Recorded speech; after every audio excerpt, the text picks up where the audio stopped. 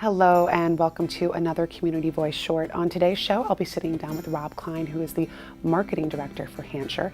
We'll be finding out where you can catch the upcoming Hancher shows that are happening while we wait for the new Hancher Auditorium to be built. Stay tuned and join me for a conversation with Rob Cline of Hancher.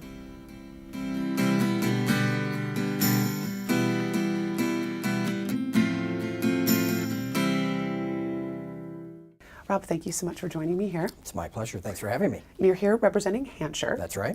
Now, a couple years ago, people would have said Hancher Auditorium, but Absolutely. I think most of our viewers are aware of the fact that the 2008 flood was not nice to Hancher Auditorium. Yeah, we've had lots of great things on our stage since 1972. 18 inches of water is really not one of those great things. So there was 18 inches of water on the stage and then water out in the auditorium out through about row O. The seats all sort of wiped out in that area. Yeah, there's a big hole in the area where people think of the stage. So yes, that was not the happiest thing that's ever happened to the facility, no. Oh my gosh. And what a journey this last couple of years have been for the Hancher institution. I mean, you don't have your auditorium. Right. And the staff isn't even being housed there, and nobody is there. So, That's right. except for some big machines pumping air in and out of the place to keep it maintained until it's time to do something different with it. That's right. exactly right. So the challenge has been, where do you stage the shows? Because your programming is extraordinary. You're still putting up great shows, and they're happening all over town. Can you talk a little bit about some of the challenges over the last couple of years? Well, sure. I think you've really hit the nail on the head that it really is about facilities. And one of the things that we like to remind folks is it isn't just Hancher that went down. It's also the Paramount in Cedar Rapids, which is the closest thing to a sort of equivalent space in terms of size and sort of programming. And of course, right after the flood, TCR is down as well. I mean, it was a big blow to the Theater Cedar Rapids. That's right, Theater Cedar Rapids. The entire arts community, both up and down the corridor, really impacted by all that water. And so we made a decision very quickly that we couldn't just stop presenting. We have a responsibility to contribute to the artistic conversation of this community. We have a very specific role that we play, bringing in world-class artists from around the country and from around the world. And so it really immediately became apparent that we were going to have to start thinking about how to use available rooms, maybe in ways they haven't been used before. Now, there were some obvious choices. We have a great partnership now with our friends at the Englert. That's a beautiful space that feels like a theater because it happens to be one, so that's nice. We have a great relationship now with the folks at Riverside Casino and Golf Resort and their event center, where they also do shows, so that they have some ability to help us do that in those sorts of spaces too. But as you've seen, we're using churches, we've used Brown Deer Golf Course, we're using the high school auditoriums. We're really blessed in this community with how lovely the high school auditoriums are. West and City both are just really beautiful auditoriums. But really what I like to tell people is that we no longer walk into a room without going, I wonder if we could do a show in here. I think, a string quartet right here. Yeah, we could do it. We could put a show on here. That's right. That's right. The community has been watching you negotiate this. The community has taken a very strong interest in where Hancher will land. People have really stepped up and had pretty strong feelings about it. So are there future plans for a location at this point? Absolutely, and first I should say it was very gratifying to have people, and I know that our comrades and peers over in the School of Music feel exactly the same way. The fact that people feel so passionately about the School of Music, about Clap Recital Hall, about Hancher Auditorium, that's really touching in a very visceral, morale-boosting way. But you're right, it was, people feel strongly. And as you know, the ultimate solution is that Hancher is going back close to where we were before. Up the hill, closer to the Levitt Center, out of the new 500-year floodplain, where we will be safe from the water, and also designed in such a way so that if water did get into the building, that the essential systems would not be down there on that lowest level. In the old auditorium, the sub-basement had all the HVAC and all of that, and well, we just won't do it that way again. Meanwhile, the School of Music, Voxman, the building known as Voxman, and Clap Recital Hall, the plan is to put them downtown to sort of add that sense of vibrancy to the artistic conversation between downtown and the university, to give those students an opportunity to sort of interact with the larger campus. So it's a it's a mixed solution and one that we're really excited to see come together. Well, I know that the jazz school is downtown already, and I've definitely seen how that's impacted the downtown. You see people in the summertime sitting on benches, and you might see a little jazz quartet just strike up out of nowhere. It's very cool. That's right. I like it. So we think it's all going to work out for the best. Now the issue really is one of patience for all of us. That the date that we've been given as a target date is that maybe we would open the doors and have a first performance in the fall of 2015. Oh, wow.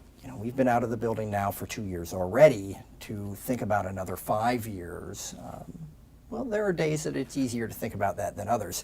I have to say the days that we're least sort of down in the dumps about it are those days when we're doing performances. So it's really exciting to have our season continue, to know that we'll be presenting just like we always do every academic year. You'll see us do things in the summer as appropriate. I think the most important message from our perspective right now is, yes, we're really excited about that new building and we can't wait to get in there and start presenting in there. But in the meantime, the work continues. The artists are still the same quality artists we've been presenting since 1972. And we'd love to have people join us in these alternate and often very lovely locations.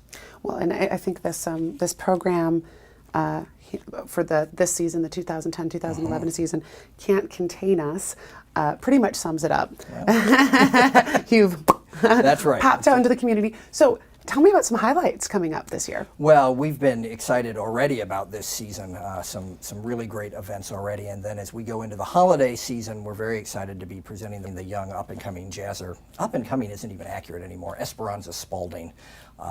She's 25 years old. She's a brilliant bassist, but she also sings in English, Portuguese, and Spanish. She has this beautiful head of hair, and she is coming to do. She's in support of her new record, which is called Chamber Music Society, just over here at the Englert. That's a concert she's about to, as my interns might say, blow up.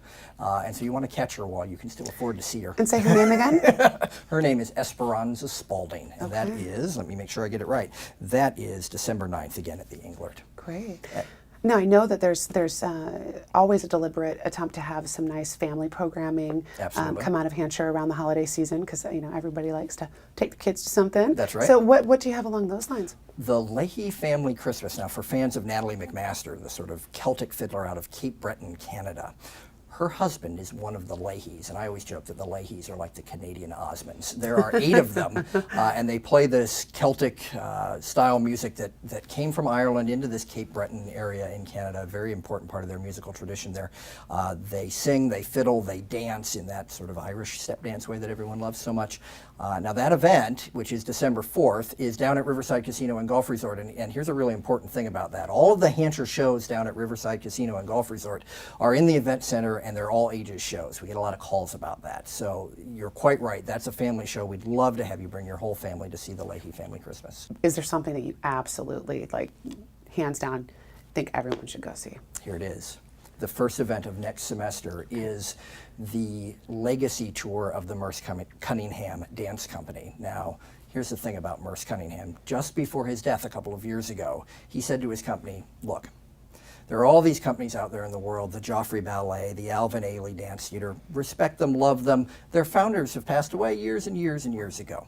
And so they've been supported by other great dancers and other great artistic directors. But that's not what I want you all to do with my company, says Merce. Merce goes on to say, so here's what we do. I'm going to pass away eventually, and then you can go on one more tour. And then that's it.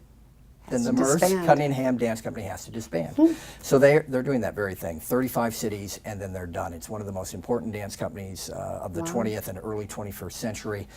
Just an amazing, he was an amazing mind. He had such innovative ideas about how to make the body move and how to think about dance and the interaction between dance and music. His partner was the great and innovative composer John Cage. Oh, wow. And so it doesn't get any more fascinating than that.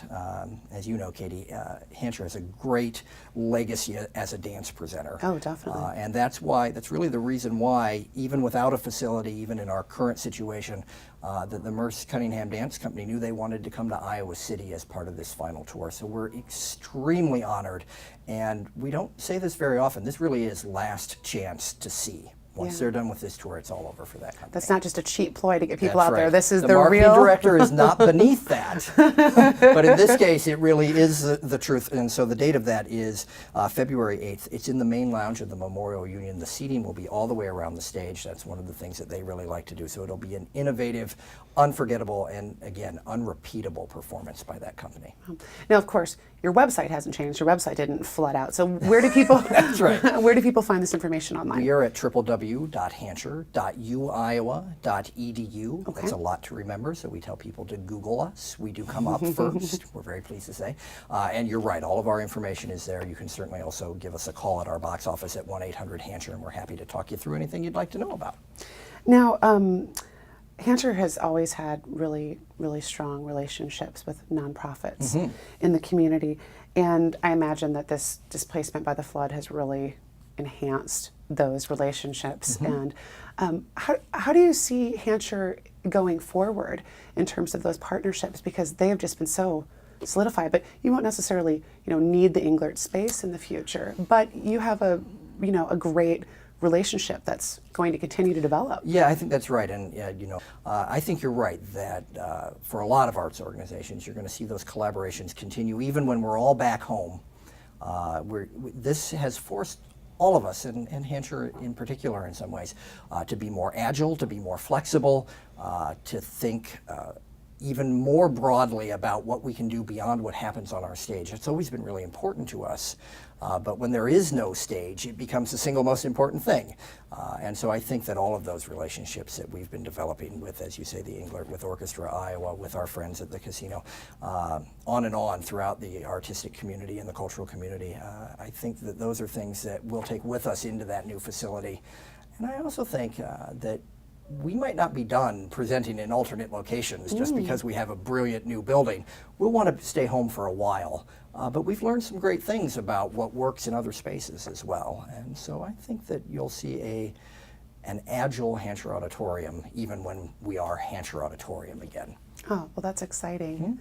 And I know that I always like to put this call out to the community, but what can someone watching the show who says, gosh, I love Hancher, I'd love to do something to help, what can people do to help in the recovery and just help Hancher in general? Here's the most important thing, and it's the easiest thing too. Come to the shows. Because and that's a win-win. Right, it is a win-win. And again, they are the same quality shows that people saw for decades on our stage. They're just in these different locations, and we hear from a lot of people, and believe me, no one understands this feeling more than the Hancher staff. But we hear from people who say, oh, I miss your lobby, and I miss the sort of the grandeur, and so I'm just waiting for the new building, and I'm not going to go to the alternate locations. We need you to come to the alternate locations. We need that ticket revenue. It's good for our morale to see you out there in the audience, and again, it's good. It helps us to continue to fulfill our mission of bringing world-class arts to this community. So it's certainly true that there's going to be a major fundraising campaign, and we'd be thrilled to have people donate to that. But a much simpler, much more immediate. You can do it right now. Just join us for the shows. Great.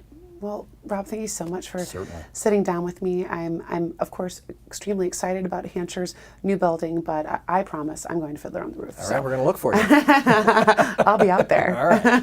Thanks so much for joining me. Thank you.